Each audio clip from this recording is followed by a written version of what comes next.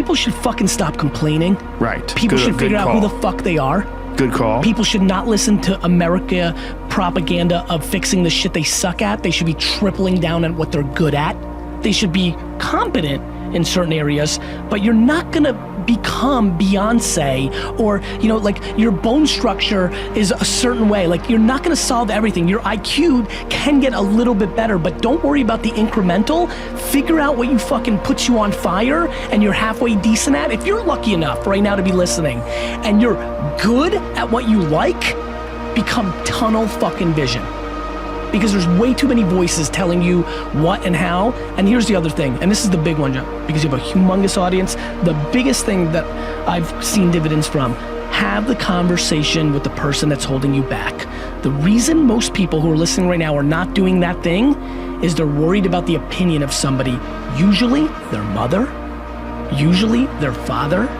And the reality is that your spouse may be the person holding you back, and you have to have that conversation. Cut them off. We have to get to a place where you're doing you, because the number one thing that scares the fuck out of me is regret. And you're gonna sit there at 72 and you're gonna say, I wish, I wish, I wish. And whether that's money or spend more time with your family, there's a million ways to do this. Our whole lives are guided moment to moment by the state we're in. Learning how to change your state, not bullshit, not fake, but to go from pissed off, frustrated, freaked out to back in your center, or creative, or determined, or something that's gonna move you forward. It's gonna create a better quality of life for you and others.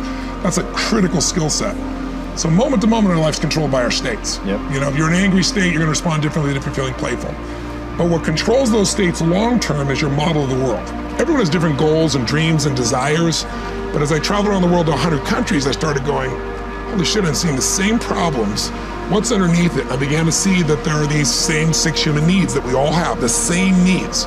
We all have a need for certainty, that we can avoid pain and we can have some pleasure, some comfort.